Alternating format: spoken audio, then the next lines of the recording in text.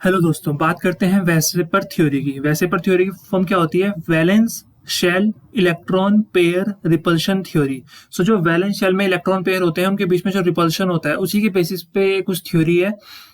ये थ्योरी क्या बोलती है कि इस थ्योरी के अकॉर्डिंग जो मॉलिक्यूल्स होते हैं उनकी ज्योमेट्री दो तरह की होती है। एक होती है सिमेट्रिकल शेप और एक होती है अनसिमेट्रिकल शेप। क्या कंडीशन होती है इसके लिए? अगर सेंट्रल एटम के पास सिर्फ बॉन्ड पेयर हैं, सिर्फ बॉन्ड्स हैं, उस केस में उसकी ज्योमेट्री क्या हो जाएगी? सिमेट्रिकल ज्योमेट्री हो जाएगी। बट अगर सेंट्रल एटम के पास बॉन्ड पेयर के साथ साथ लोन पेयर भी हैं, लोन पेयर और बॉन्ड पेयर के रिपल्शन की वजह से जो मॉलिक्यूल की ज्योमेट्री है वो क्या हो जाती है? अनसिमेट्रिकल। एग्जाम्पल देखते हैं, जैसे CH4 है, ठीक है। या एक और एग्जांपल हम ले सकते हैं NH3, या फिर हम ले सकते हैं वाटर। CH4 की अगर हम बात करें तो टेट्राहेड्रल इसकी शेप होती है इस तरह से। CH4 में सिर्फ क्या होते हैं? बॉन्ड पेयर के इलेक्ट्रॉन होते हैं। देखो, बॉन्ड पेयर में होंगे सिर्फ इलेक्ट्रॉन, ठीक है।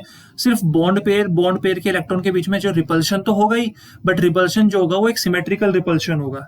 ओके, यहाँ पर जो रिपल्शन है वो सिर्फ बॉन्ड पेयर और बॉन्ड पेयर के बीच में है, ये ध्यान रखना है। बट NH3 की अगर हम बात करें, ये NH3NHH, यहाँ पर क्या होगा कि नाइट्रोजन के पास क्या है? लोन पेयर होते हैं, और यहाँ पर बॉन्ड पेयर भी हैं। रिपल्शन जो है वो लोन पेयर के साथ भी हो रहा है और बॉन्ड पेयर के साथ में भी हो रहा है।